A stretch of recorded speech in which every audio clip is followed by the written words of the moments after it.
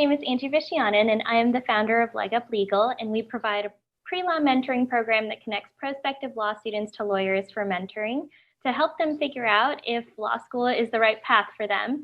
And we started hosting these Zoom meetups every Tuesday and Thursday at noon Central Time during COVID-19 to allow students to connect with each other and to connect with lawyers and law school admissions professionals to learn a little bit more about what the legal profession is about and how they can prepare themselves for law school this fall if they're entering, or if they're applying in the future, how can they prepare themselves to best apply in the future. So I've been bringing on guest speakers every single week, and we invite attorneys and law school admissions reps and all sorts of people on to talk to the students. And today I have a very special guest with me. Her name is Patricia Rodriguez, and she's an attorney in California, and she is here to talk about a very sensitive topic to most people, but I think it's one that's very important to discuss because our profession is one that's very stressful, and many people will probably face this at some point or another. So we are going to be talking about battling addiction in the law and what's it like to go through what it was like for Patricia to go through her journey, and how you can find strategies to help with battling addictions in the future. So Patricia, I'll let you take it away. Thanks so much. What a wonderful introduction. What a wonderful idea of matching up law students with lawyers. Certainly mentors in my life, helped me get to where I am. So just a bit of background about myself. I grew up in South Central Los Angeles. My mother was a single mother.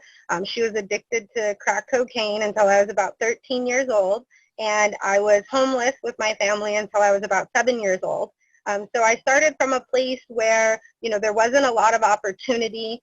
There wasn't a lot of hope for a better tomorrow type of thing.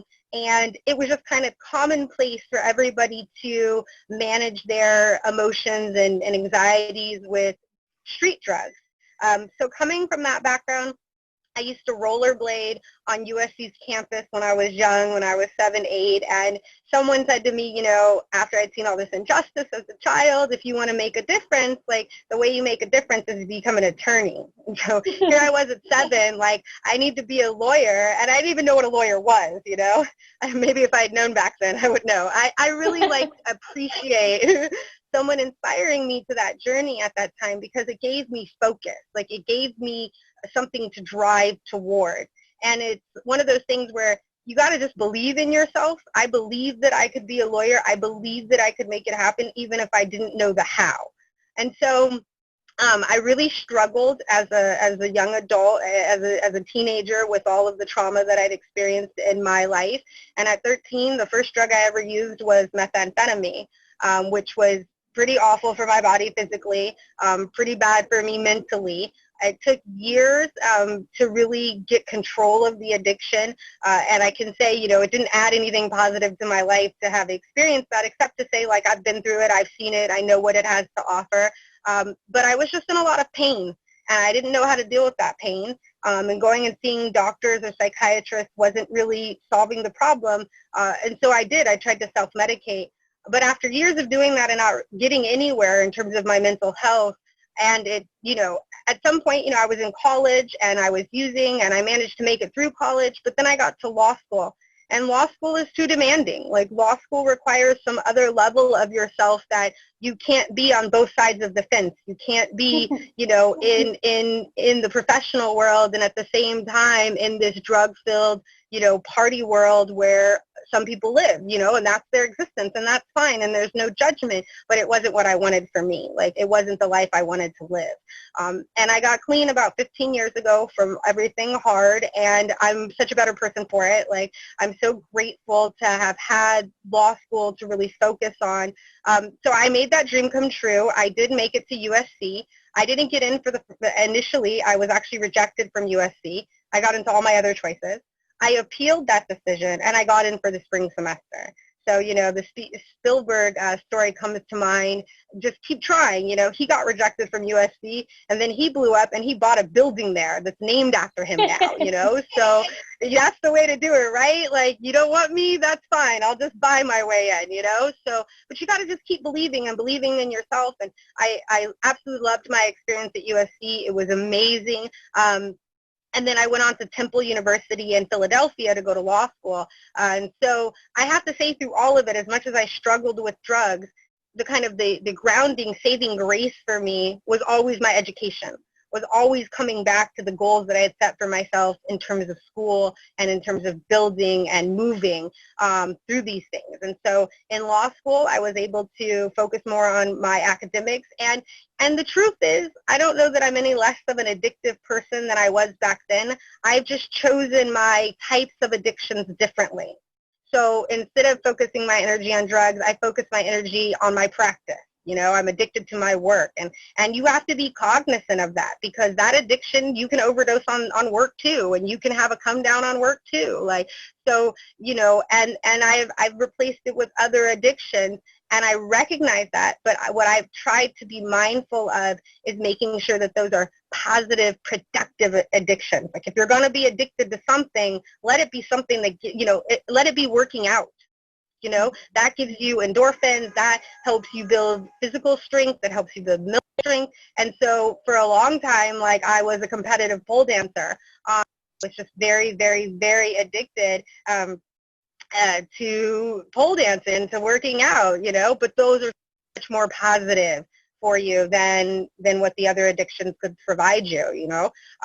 So after law school, I clerked for a little bit for the public defender's office, and then I opened my own practice.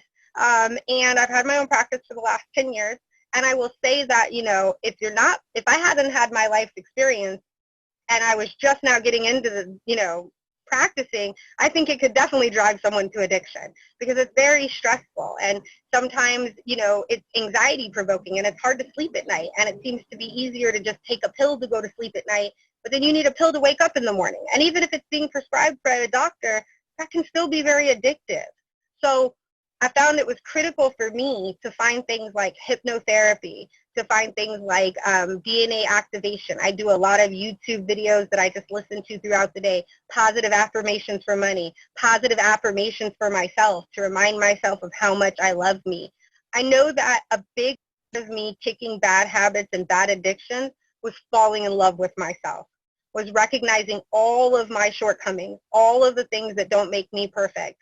And despite all of that, loving me, because I'm lovable, like, because I deserve the best that the universe has to offer. And really realizing that for myself helped me drastically move past any type of self-medication, because then it's all just about, like, what's positive for me. So at this age, I'm just very mindful about, what do I put into my body? What do I put in my body through medication? What do I put in my body through music? What do I put in my body through words and reading and writing and the people I have around me? Because it affects you, like, you know, and so to the extent that it's affecting you negatively, you tend to be drawn to and move towards things that are also negative. And so if you have a positive attitude and a positive outlook on it, you start to attract and move towards positive things. I think it's critically important, in order to stay away from addictive behavior, to have a balanced life, right? To have things that you enjoy that are part of your life, to have some element of work that produces money and something that you enjoy to do as well, but also have things like your family, have your friends, have hobbies. You know, if children are what, you know, do it for you, have children, but have something that brings you joy every day and something to look forward to every week. Because when you have those things, you don't feel the need to pick up a bottle and drink. You don't feel the need to medicate with drugs or to take pills. You just don't feel the need for that when you're kind of filling that with other really positive things. The other thing I can encourage is there's this group that's called Entrepreneurs in Recovery. And if anybody wants the link to their Zoom meetings, they have Zoom meetings every Wednesday at 8 p.m. And it's just other very like-minded people that have also gone through addiction. I think I'm the only lawyer on the group, so it's a collective group of people from all different types of industries. But I think it's important that you find resources and you find other people that have been through the things that you've gone through to have that support, you know. I encourage AA. I really encourage any type of ability to connect to other people who know what it's like, you know, because there is a lot of stigma around all of this. Even just talking openly about it the way I do, I get a lot of pushback of people saying, oh, you shouldn't share that, or oh, you shouldn't tell people that. But the reality is it's who I am. It's what makes me great at practicing law. It's what makes me able to manage clients' expectations. Because I know what they've been through. I know how they're feeling, and I know how not to judge them for it. So don't ever let anyone tell you that the things you've experienced in life, no matter how challenging they are, no matter how much stigma is associated to them, that you shouldn't share, because it's what makes you who you are. And the more true you are to yourself, the happier you'll find your day-to-day life. Actually, there's so much to unpack there. So I really want to dive in and ask you some questions about some of the things that you mentioned, because it's an amazing story. One of the things that I wanted to ask is, so since you come from this background where, you know, you didn't have all the opportunities in the world when you were younger, I think a lot of people feel like they have so many setbacks and that they shouldn't go to law school because they're not from the right type of family or from the right type of background or whatever it is. So I think it's amazing that you shared your story, because it helps people see that you can come from any background and you can still be successful. And so what are some of the things that you did to stay true to yourself when you felt those feelings? Did you ever feel those feelings? Like, maybe I don't belong here? Oh yeah, all the time. Like that was probably, you know, a big part of my journey in the beginning, especially when I got to USC, right? I mean, these people had money. I had nothing when I was growing up. I had no money. Like, we begged on the streets for food. Like, you know, we had nothing. And, you know, my mom always taught me that when you have nothing to offer anyone, you always have your word. Like, what matters most is what you tell people, and that you're honest, and that your integrity, you know? So I think holding true to that and knowing that money is important for the purposes of accomplishing things, but money isn't everything, you know? And so I think what was important for me was realizing that I could do it, and really I didn't do it alone, you know, like recognizing there's no way you'll ever get there by yourself. So what do I mean? Like in high school, I reached out to the high school like counselor, you know, like the college counselor, and he helped me with all of my applications, and he helped me with the appeal, you know, and he even helped me apply for scholarships. I got more scholarships when I graduated high school than the #1 in our class. And it was because I had applied to 75, you know, so getting 10, you know, or getting 5, you know, wasn't that percentage-wise wasn't that much, you know. So as much as it may feel like there isn't opportunity, there are opportunities. If you're a woman of color, like there are specific opportunities for you, because you know, it is harder for women, and it is harder for minorities, and it is harder for the financially disadvantaged. So they have tried to level the playing field to some degree by putting those things out there. So if you're going to law school, you know, look for outside aid, like outside nonprofits that are doing scholarships. So for instance, like the Mexican American Association or the Asian American Association, they don't always need you to be like Mexican to apply and be, you know, the one that's chosen. So there's a lot of stuff out there if you look and you really put the time and dedication into finding people who want to help you. When I was in college, I did mock trial for 3 years in high school. I strongly encourage mock trial for anybody who's thinking about becoming a lawyer. It's like the athletes of lawyers. And so I did mock trial for 3 years in high school, for 3 years in college, and was on Temple's national trial team. Then my mock trial coach in college, Olu Orange, I mean, he was my mentor. Like he helped me realize, he was the one who taught me, like, you know, you have a choice. You can either be in that element and you can do what they do, or you can be over here and you can do the education, and you can do all these great things, but make a choice. Like, stop wasting people's time in your own and being in both worlds. Like, really decide, what do you want? And so I really encourage you to get a mentor. Get somebody who's been through it, who's done it, and can guide you through the process. Even after I graduated and it was at the public defender's office, another person, Jose Colon, he helped me at the public defender's office, and then he helped me transition into my own private practice because he'd done private practice. He recommended a particular book I needed. He guided me through some of the process.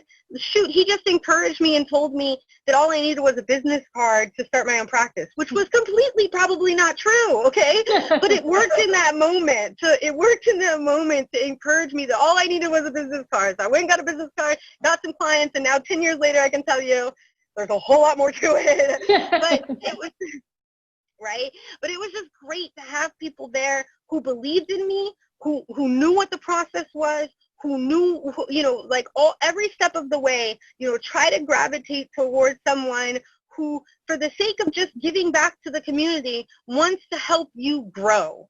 And that I really encourage, is just continue to be open to growing. Like even at this age, even at this point in my career, like I was just in a hearing this morning where I wasn't even attorney of record. Another lawyer was attorney of record. I was basically there to observe, but she's done murder trials and I haven't. And it was great to continue to grow and to continue to see a senior attorney like do it there and do it well. And how could I do things differently?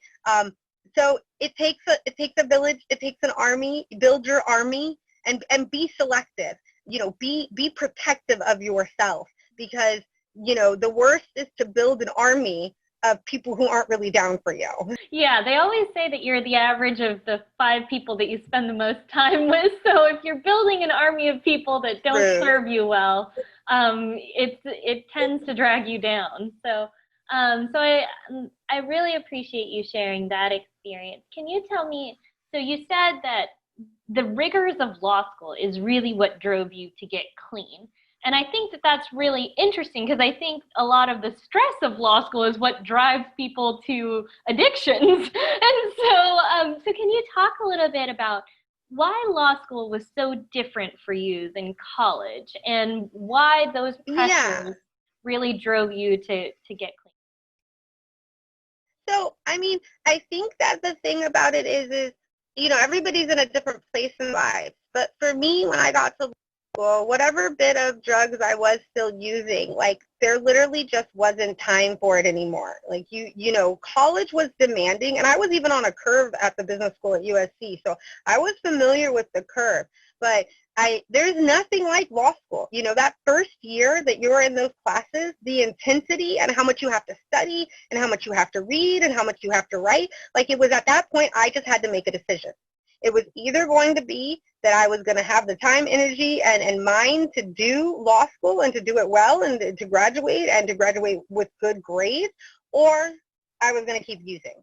It's just not like college where you could do both and still succeed at college. And if you're in law school and you find that the difficulties of it are driving you towards some type of addiction, again, try to make sure it's a positive addiction. Let it be working out, because, again, working out is something that, gives you other secondary benefits. There are no secondary benefits to using coke. Like there are no secondary benefits to using acid. Like all you're doing is taking your mind out of the reality of things for a short time period, and then you're coming back to the reality of things. And you've lost all that time in between to make your reality better. So, I encourage if you're feeling, depressed or have suicidal thoughts or any harm to yourself or someone else, that you seek professional help, that you get a doctor, a psychologist or psychiatrist, and you ask them for ways to help. Now, generally, they're going to probably, in my experience at least, basically take our drugs, not your drugs. And that didn't work for me. Like, so, you have to see if that's what you need, if it works for you, and if it doesn't, try something else. Try acupuncture, try massages, like you kind of have to just, to test it all out, tried and true, right? Like practice makes perfect. So if you're finding yourself having a difficult time while you're in law school, I encourage you also to go talk to the dean or the assistant deans. If they have people, they have resources there for you to have someone to talk to, for you to have someone to help you go through, and trial and error is what I was thinking of. A lot of these techniques that I'm talking about that help you stay away from addiction, they're trial and error. You've got to try it first, see how it works for you, and then make a decision on if that's the right thing for you or not. And if it's not, I encourage you, keep trying until you find that thing that works for you. But again, it's important that you keep a healthy balance, right? Part of why people lose it in law school or lose it in the practice of law is because they OD on the work. And that come down off the work leads them to some other self-medication. So make sure you're not using the job to self-medicate. For a lot of people who have always worked hard and strive to work hard, they get into this profession and they don't realize that you do have to control the amount that you work, because this is a profession that could literally work you to death. Like, oh yeah. Left unchecked, it would allow you to go on forever. So I think that's really important to say, that you have to be the one who regulates that. So what are some of the techniques that you have used when you notice yourself going down that path? And how do you notice when you've reached that point that you're like, maybe this is getting too much? So I think it all comes down to discipline. Even just like passing the bar, it comes down to discipline. As much as we don't want to hear that as humans, we think we're disciplined people, but the reality is it's a matter of having discipline. Like for instance, yesterday I worked 17 hours, like in one day. That's intense. But I recognize that I did that. And one thing I do for myself to make sure that I don't burn out is I always, I say always, but like the thought is always there. The intention is always there. Even if I don't live it, I always intend on taking Friday nights off. I always intend on taking all of Saturday off.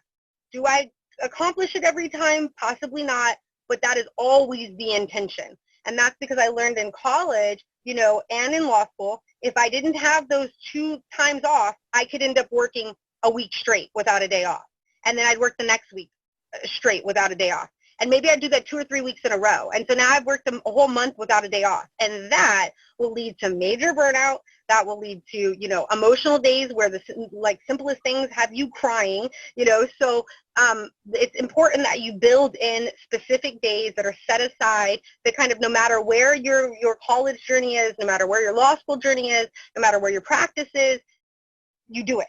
You do it for yourself, because you recognize that by doing that for yourself, you are a better lawyer. You are a better person for your clients the rest of the week. You really have to respect diminishing returns, okay?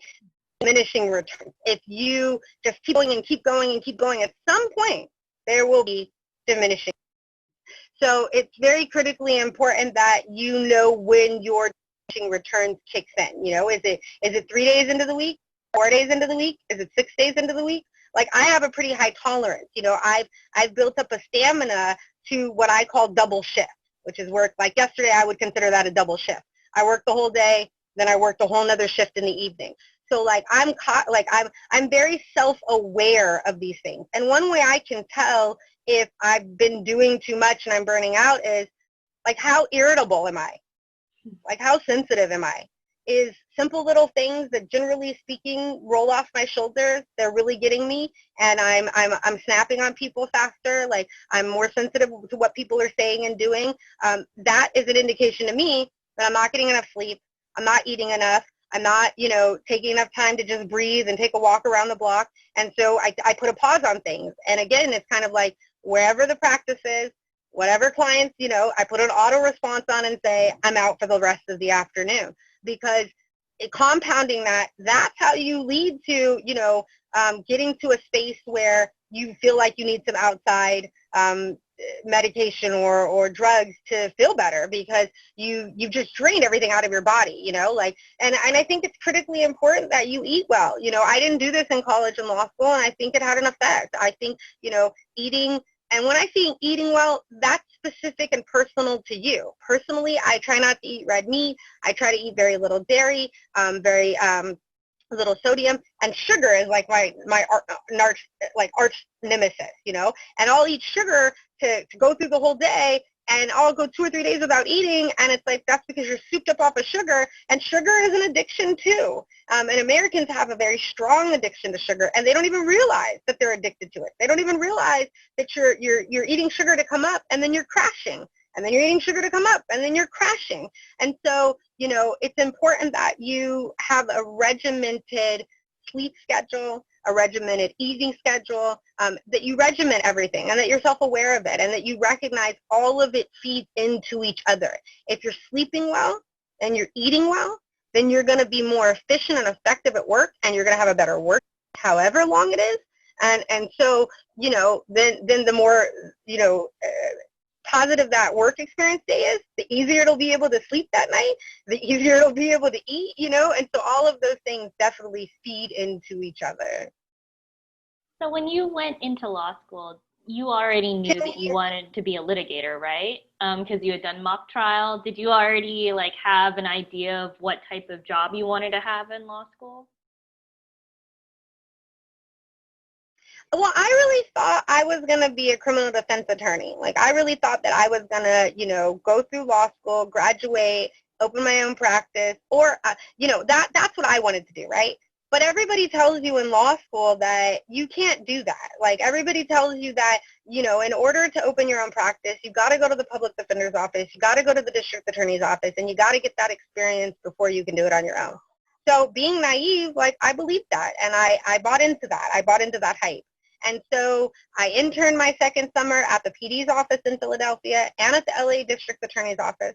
I never wanted to put people in jail, so that just did not work for me. I never wanted to live in Philly, so that did not work for me. I ended up getting a clerkship for a senior law clerk after graduating at the LA Public Defender's office. But my background, I didn't really care for the politics of things, and I didn't like working at the public defender's office. And frankly, I just didn't like working for anybody else. And so I was actually prepared to continue the jobs I had at the time, which was tutoring elementary students, and I had another job that was bringing in pretty good money. And so with those jobs, I was like, I'm not even going to practice. And everyone was like, you really went to college and law school and passed the bar and you're not going to practice? And that's when my friend was like, all you need is a business card.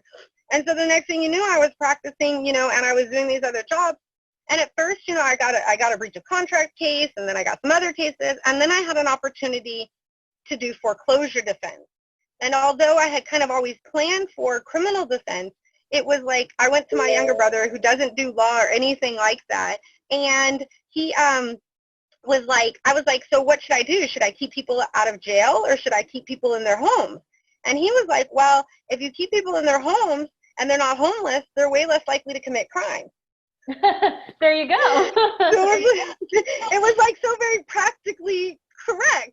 So it was like, well, what a great place. So for the last 10 years, I've predominantly done foreclosure defense. I've sued Chase, B of A, Wells Fargo, and been considered a modern day Robin Hood. It certainly puts the bullseye on your back in terms of a lot of bar things that you have to deal with, and it's very highly, highly regulated.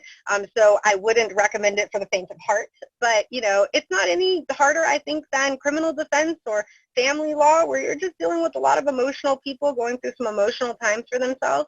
So yes, I always knew I wanted to be a litigator. I've always loved being in the courtroom. That's always just been kind of my stage, as if I was an actress or something. I've always felt like I come alive and come on when I'm on that stage. But certainly my journey changed from thinking, I was going to be a public defender for some years, and then private practice into criminal defense, to just going right to private practice and ending up, in foreclosure defense. And now I'm actually transitioning back to a large degree, because foreclosures aren't really happening now. Evictions aren't really happening in California. So now I'm back to focusing on defense. And I've actually got this great law firm I'm working with that's sending a lot of criminal defense leads. So it's very exciting for me, because I miss my passion for criminal defense that I have. I think that a lot of people who get into law school, they get distracted by all the things that other people are doing and what other people are saying, and it's so easy to get caught up in that game. And the law is so vast that you may not know very much about it when you get into law school. So then you're inundated with all the things that everyone else is doing, and you start competing with all these people that you didn't even know you were in competition with for a start, and they tell you, you need to get this job, you need to get that job, you need to go clerk for a federal judge, you need to go work in big law, you need to do all these things, and it's so difficult to keep your eye on the prize. And that's so funny, right? Because I totally clerked for a federal judge, because that's what I was told I needed to do, and it was I'm not sure that it really, I'm appreciative of the experience, but I can totally relate to that they're you got to clerk for this judge, it's like they have a formula for you. But the reality is if you want to make something for yourself that you can be proud of, that you can wake up every morning and you just love to do it, like using their formula is probably not the way to get there. Yeah, I think that a lot of people don't realize that you have to do that work to find out what you want, what you define success as. And so they think like, oh, I'm just going to go into law school and figure it out then. But then law school makes you so busy that you don't really have time to figure it out if you didn't already have an idea. And it makes it really hard to do that career exploration piece alongside all the academic demands that law school puts on you. Um, so I wanted to talk a little bit more about the addiction piece. When you were in law school, you got clean, but once you got into practice and you started being able to regulate your time again, more on that schedule, was there ever the temptation to go back to addiction?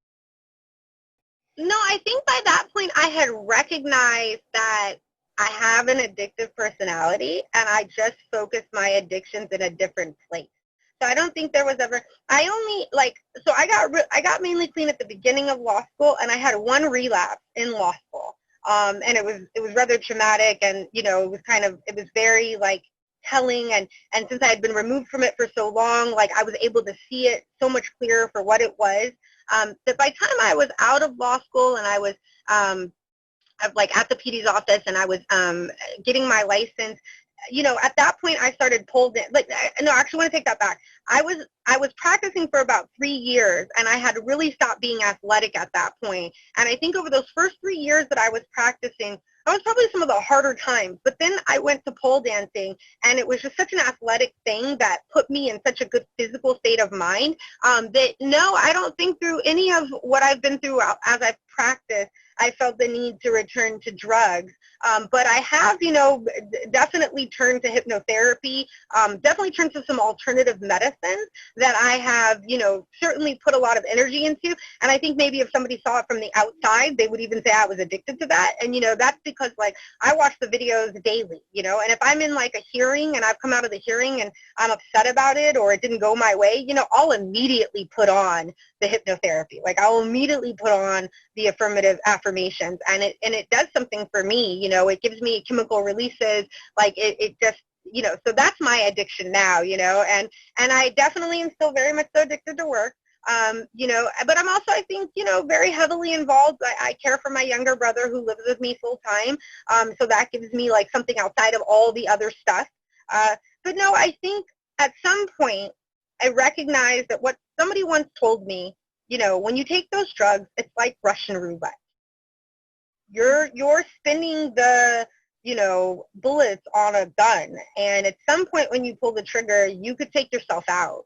And when the person told me at the time, it didn't really hit me, but once I was fully clean, I recognized the truth in that. So for me, relapsing is like taking a gun to my head and taking a chance that might be it for me. So it's never worth it for me at that point. I love myself too much for that. And could you share what was it in law school that triggered the relapse? Yeah, I was in law school, and there was a trigger to the relapse. I was on the other side of the country. I was without all my friends and my family. My support system was rather weak. I had moved out there with an ex-boyfriend of mine who was abusive, and so I had asked him to go back to California, and he had. I had been dating someone new. We had just broken up, so I was going through a breakup. I didn't really have any friends or family out there. School was challenging, and I just felt very alone and helpless, and I relapsed, and then I thought I was having a psychotic break. I ended up going to a hospital and checking myself in. I saw the doctors and the nurses, and they basically said, anybody who's dealing with what you're dealing with would be depressed, and you're crying, that's normal. But, if you want to stay, we can give you some meds, and we'll monitor you for 3 days, and then we'll send you on your way. And it was like, well, if I just wanted more drugs, I would have done my own drugs. So I said, no, thank you. I went home, and I just, like I said, it's about like leaning on your friends. I leaned on my friends, the friends I had there. They brought me, you know, a juice. I remember, it's almost going to make me cry kind of thing. Like, I remember coming to the law school and walking up the stairs and one of my friends being there and just having a juice for me and just being able to eat something that day. And it made such a difference. And then I went and I, you know, got rid of all the classes that I didn't need to take. I pared it down to this, oh, and that's what it was. I was on the trial team. And I'd been on the trial team for a year, and after being on the trial team for a year, I wasn't asked back the second year. So I was going through a breakup. The whole reason I had moved to Philadelphia was to be on their law school trial team, and I wasn't going to have that anymore. And so I was feeling some type of way, and when I went to the school, you know, I dropped out of like an externship I had been in, and I just focused on my core classes. And then, you know, I did what I'm saying you have to do. You have to be resilient. You have to look for opportunities. You have to look for resources. So I looked and I found an study abroad program where Temple offered you to go to Japan and you could study abroad. And so I went to Japan for my last semester and studied abroad. And that's kind of what came out of my relapse, was just regrouping, realizing that that wasn't ever going to fix the situation, that hadn't done anything but make things worse, you know. And then my friends and my family, even as far away from me as they were able to help me kind of recenter myself, focus on the classes that mattered most, get through that semester.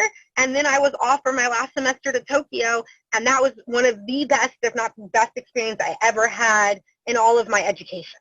So, you know, and it came from me not making the trial team that last year. If I had been on the trial team again that year, I would never have gone abroad. And that's something you sacrifice to be on mock trial throughout your entire college and law school career. And so it was great to not, you know, and the thing for me is I almost won a championship at USC in undergrad for mock trial. Like, we were 1 point away from the championship. And so when I got to law school, I was set on winning a championship. Like, so when I didn't make it back the next year, it was like that opportunity of winning a championship was gone. Like, I'm never going to be a, quote, champion, right? And so it was like that was kind of like devastating for me. But then at the same time, it was like, it's just together, there's more to life just being a, quote, champion. And then study abroad. And then I become a pole dancer where they have regional, national, and international competitions. So if I ever cared to really put myself into it, I could win a national title if I wanted, you know?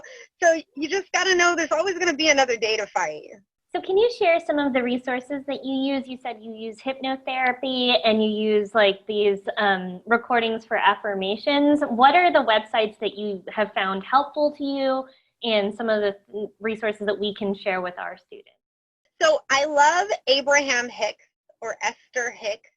She is a motivational speaker, kind of like Rhonda Byrne. But really what I do is, if you go to YouTube, if you just type into YouTube, whatever your problem is, hypnotherapy for to lose weight, hypnotherapy for anxiety, hypnotherapy for peace, hypnotherapy for arachnophobia, hypnotherapy for sugar addiction, whatever your issue is, they have hypnotherapy videos for it. So if you type that into YouTube, you'll get a bunch of hypnotherapy videos back. And or if you want like affirmations, like you just type in money affirmations or positive affirmations. And then there's also, so I kind of say start with the affirmations. They're on more of a, like the level we're talking right now. The hypnotherapy is what I would do next, and that's more on a conscious level, so it's going to get into your psyche in a different way than the affirmations will. Once you're comfortable and you've been doing the hypnotherapy and maybe you start to feel like it's even a little desensitized because you've just done it so many times, then I recommend things like DNA activation, but I certainly don't think you should start with DNA activation because it's pretty intense. You haven't done the other one, so I definitely say that's like a stepping to get there. And there's also, before you even get to the DNA activation, there's something called binaural beats. And binaural beats also, if you just type that into YouTube, hypnotherapy with binaural beats, or you can just put in binaural beats, you'll get some of those videos as well. And what it is, it's working on you on an energetic level. The sounds that we hear from like the radio is on a certain frequency. And these videos are on a certain frequency, not our everyday frequency that we live on. So the other thing that's really good is to try to manifest things while you're sleeping. And in order to do that, you really need to control your thoughts right before you go to bed. So most of us tend to replay the day in our head as we go to bed. And we tend to replay kind of the parts we didn't like, hoping that tomorrow will be better. But in fact, what you're doing is you're reinforcing those bad experiences in your head right, when you're in what's called theta, which is like a certain place your mind is, right before you go into beta. So it's not good, like, because what you're doing is the things that you don't like, you're reinforcing them right before you fall asleep, and as you sleep, you are manifesting that back to yourself. So if you can consciously think about, like, how would you have rather that gone? Like, replay it in your mind exactly how you would have liked it. Or don't even replay it all. Just replay a whole new vision of how you'd like to see yourself go the next day. How would that conversation be if it was just exactly the way you wanted it to be? And I know not everybody subscribes to the idea of the law of attraction or the idea that you can create your reality, and that's fine. You don't have to. But the more positivity that you put in your mind as you sleep, the more positive you will feel, right? I mean, there's just really no benefit in, I say either have a blank slate or have positivity, because there's no benefit in replaying the parts of the day that you didn't like. You're just kind of reliving all the icky parts that aren't fun, So I would say, the other part is, for me, most recently, I didn't even realize, like, how much I'd accomplished. I didn't even realize, like, how much I'd been through, how much I'd achieved, and how I had done it without ever asking how. Like, I was some little kid from somewhere that you don't make it kind of thing, and I just believed. I had an undeniable belief that I could change the world. And then I went through college, and I went through law school, and I started my practice, and I saw a lot of people lose their homes, and I saw a lot of things that aren't fair. And somewhere along the line, I could say honestly that I lost that. I lost that undeniable belief that I could change the world. And in the last 4 to 6 months, I've gotten it back. And it's amazing. Like, it's an amazing feeling to live with every day, to believe that you can change the world, because you can. Like, even if it doesn't seem like it, even if you don't feel it every day, you are changing the world. And every time you interact with somebody who needs your help, as a law student, as a law clerk, as a lawyer, you're making all the difference in the world, if only to that one person. Like, but that one person will multiply that out to all the people that they affect. And that next one person will multiply it out to all the people they affect. And so believe that you can make a difference, that you can change the world. And it was refinding that passion about being able to change the world that has just made my life feel better. So when you're in practice and you start kind of dealing with the monotony of practicing over and over, and you get to that point where you're like, I don't know if I can do this just one more day, what do you do to help you rekindle or rejuvenate that passion? Well, at first I step away from it. That tells me right then and there I've been spending too much time with it. I'm letting it, like, sink into my being. Like, part of it is you have to realize you are not a lawyer. That is not who you are. That is a part of what you do. That's something you've accomplished, but it is not who I am. A license or not, like, if I did not, like, granted, I love my license. I love having an active license. But if for whatever reason God was to change the circumstances and I was to not have an active license and I was not to practice law, it doesn't make me any less of a good person. It doesn't mean anything about who I am. It's just a part of who I am. So I think it's really important that you are able to compartmentalize that, and you are able to differentiate between who you are as a person and who you are as an attorney and your practice. And then, it's about getting good sleep.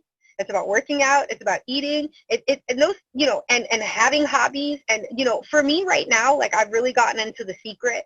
And so I write down they say do it in the morning, but I do it at night. I write down every night 10 things that I'm thankful for. And I write down the thing I'm most thankful for throughout the day. So you wake up in gratitude and you go to sleep in gratitude. And what it helps you realize is how blessed you are, like how much you have, like, and how much you have to be thankful for. That's really, really helped me recently, like, reconnect with the divineness in the universe. And so one thing that happened while I was writing all these thank yous is my arm started to cramp, like my shoulder really started to hurt. And so I decided, because, hey, why not? I want to, like, feel that youth again. Like, I want to feel like what it is to not be able to do something and do it for the first time. And so I'm teaching myself how to write with my left hand. All my thank yous are with my left hand, and I don't write with my left hand. So It's like activating the left side of my brain. It's like, like it's just developing me in a way that, it's bringing me back to that space where, oh my gosh, this is so crazy, how it's so hard, I've never done this, and it's making me disciplined to stick with it every time, to go a little slower. And I bring that up to say, like, it's key to keep developing yourself. Like, learning how to write with my left hand has nothing to do with the practice of law. Nothing.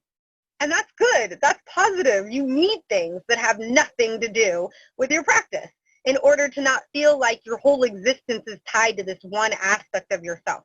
Because then what happens if that doesn't go well? What happens if you have a problem there? Now all of a sudden your entire existence is wrapped up in that, and you feel less than. And you should never feel less than.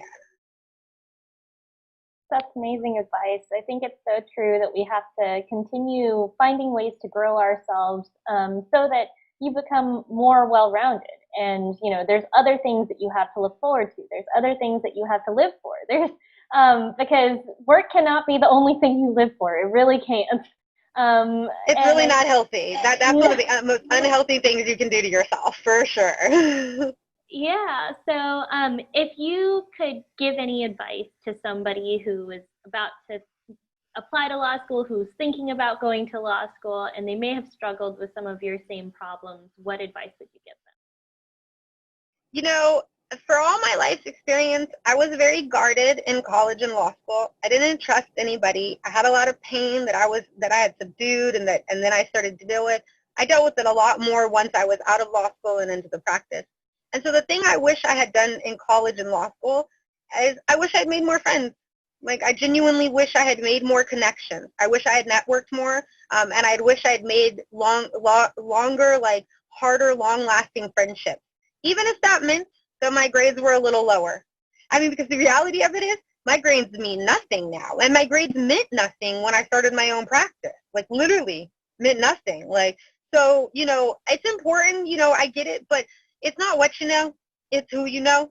And so even now in my practice, I'm building relationships and I'm networking, and I'm doing that now, 20 years later. And I wish I had done that during college and law school, and I think that I would have been even further and been more progressed in my career, and so even now, like, I'm constantly networking, I'm constantly meeting more attorneys, and from my experience in my practice, it hasn't been what I've known, it's been who I've known. Yeah, that's the main thing that I would encourage you to do, is make friends, talk to the professors, keep in contact with people. You never know when you're going to need somebody. Treat everybody with respect. The janitor the same as the judge, and especially if you ever make it to a courtroom, understand that the clerk runs the show, The judge is just going to do and listen pretty much to whatever their clerk tells them, because this is somebody they trust, somebody they work with every day. So it's important that you understand and respect and appreciate and aren't too arrogant to realize that it takes a village, it takes an army. You need to build your team, and in order to do that, you got to take time away from the learning of law and the learning of all of it, and really just make friends, make a lot of friends, a lot of really good, close, and I would say it's less about quantity and it's more about quality. So if you have the choice between 5 great friends that you'll know for the rest of your life, or 50 people that you're acquaintances with that know of you, I would pick the 5 friends that you're going to be besties with. Well, thank you so much for your time today. I really appreciate you being here. I know you got called into court today last minute, and I really, really appreciate you for spending all this time with us and sharing your story and just being so open and honest and raw with people, because I know that a lot of people go through things that are really tough right before they start law school, or even during law school and throughout their practice years. And I think that there is a stigma in our profession about addiction, about struggling with depression, with many other difficult challenges. And we should openly talk about it, because I think so many people go through it. So I really appreciate you for being willing to come on today and just share your story. I just want to share, if there's anybody out there, who hears this video currently live or later on, I want you to feel free to email me or to message me on Facebook or, to reach out to me if you need a sponsor, somebody to help you through your addiction with no judgment, or if you just need somebody to ask questions to. We have a Facebook group that is for legal education material and programs. It's geared toward law students as well and practicing lawyers. So, yeah, I mean, I'm here as a resource, and I absolutely, want to see everybody succeed, and just know that you're not alone. Like, you're not alone. People go through this stuff silently, alone, and you don't need to. Thank you so much, Patricia. Okay, All right, everybody. bye-bye. Have a wonderful day.